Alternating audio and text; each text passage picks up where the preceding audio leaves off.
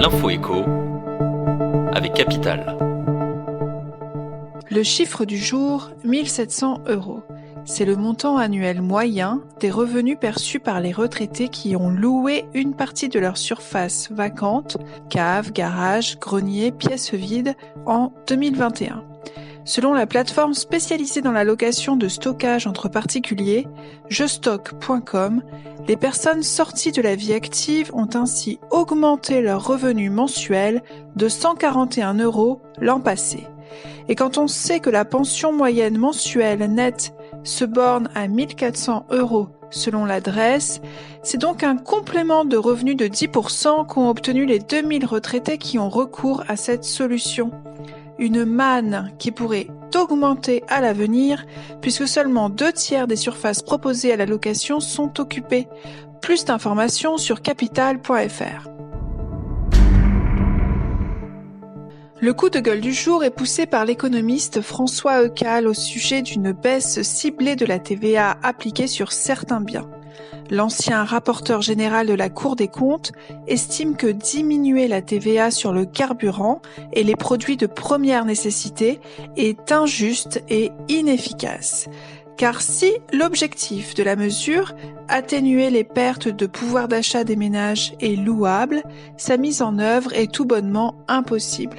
Comment en effet distinguer les produits essentiels consommés exclusivement par les ménages modestes, alors que les riches consomment aussi du pain, du savon, des chaussettes, s'interroge-t-il. Ce coup de pouce fiscal profiterait donc également aux mieux lotis. Sans compter qu'il n'y a aucune garantie que la baisse de la TVA soit répercutée sur le prix final. Plus de détails sur notre site. L'info pratique Capital concerne l'investissement locatif. Pour les bailleurs, il semble assez naturel que louer un studio de petite surface est plus rentable que la location d'un seul appartement de 4 pièces et plus. Erreur! Ce raisonnement ne fonctionne pas dans toutes les grandes villes. Pour vous en convaincre, une étude publiée par l'estimateur en ligne Meilleurs Agents permet de déduire, parmi les 51 plus grandes communes de France, celles qui se révèlent plus propices à l'investissement dans des studios et celles où il est préférable de viser plus grand.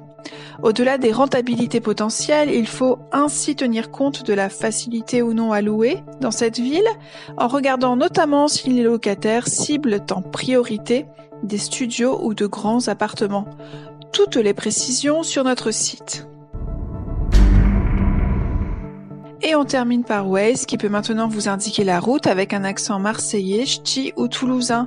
Depuis le mardi 31 mai, l'application audio du guide GPS de Waze peut se décliner en 3 accents, ceux de Toulouse, de Marseille ou du Nord.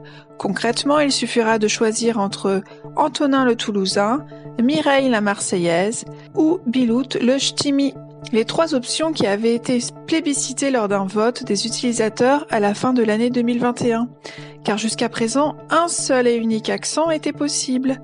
Or, il fallait refléter davantage les spécificités et les nuances culturelles du territoire français pour cette application populaire, profondément ancrée dans la vie des Français sur l'ensemble du territoire, explique Jérôme Marty, le directeur général de Waze France. Les voix proviennent de comédiens locaux, de quoi donner aux conducteurs qui roulent loin de chez eux un petit goût du pays. C'était l'info écho avec Capital.